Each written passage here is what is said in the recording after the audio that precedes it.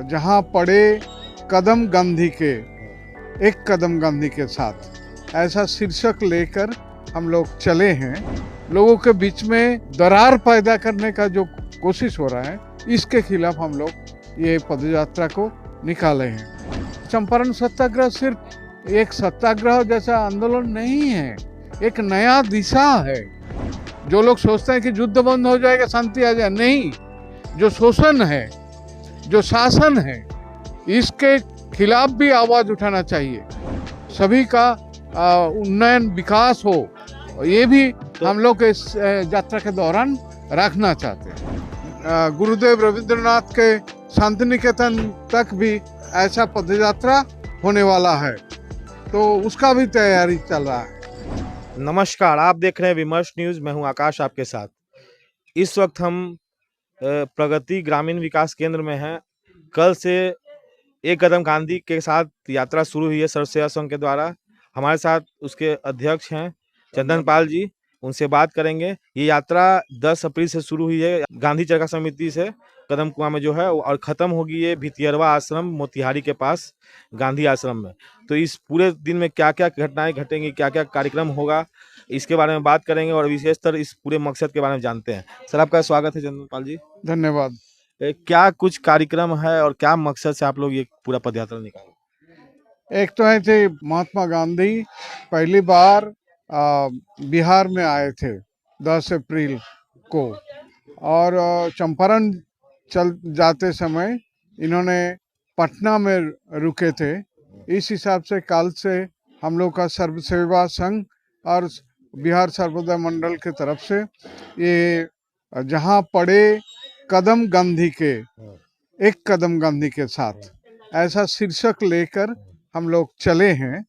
और कल शुरुआत हुई सर्वधर्म प्रार्थना लेकर कदम कुआं, जहां लोकनायक जयप्रकाश जी रहते थे, और महिला चरखा समिति के व्यवस्थापना में कल सुबह सर्वधर्म प्रार्थना से शुरू हुई, और ये चलेगा चंपारण तक 10 अप्रैल से 22 अप्रैल तक जी।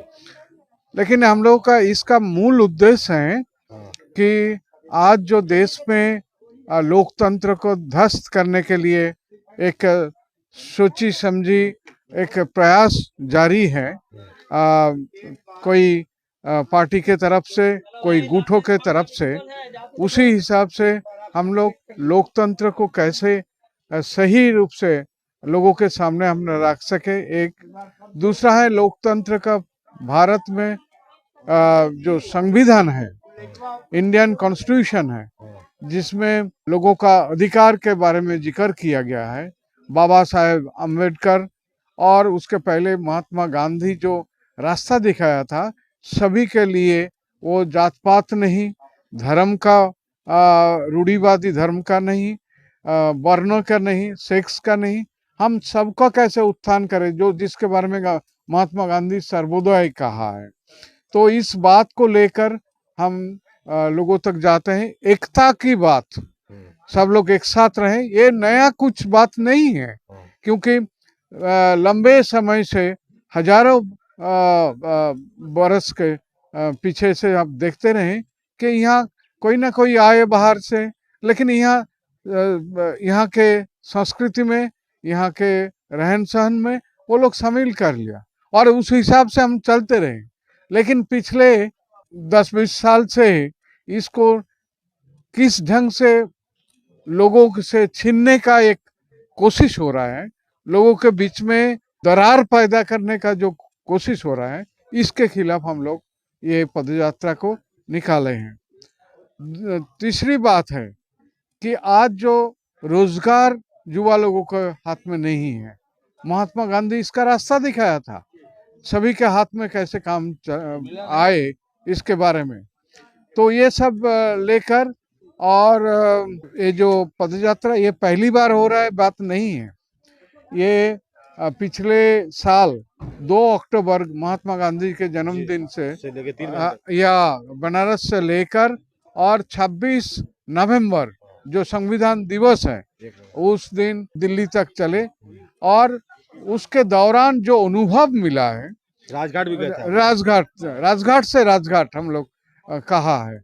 और वही जहां जहां महात्मा गांधी जी का कदम रखा है, इसलिए रखा है, हम लोग को शीर्षक रखा है जहां पड़े कदम गांधी का, एक कदम गांधी का। तो इस हिसाब से बिहार में पटना में पहले 10 अप्रैल को आए थे, तो इसलिए हम लोग 10 अप्रैल को चुना है। रास्ते में जहां जहां गांधी जी उस समय आए थे चंपारण सत्याग्रह को लेकर, और चंपारण सत्याग्रह सिर्फ एक सत्याग्रह जैसा आंदोलन नहीं है, एक नया दिशा है।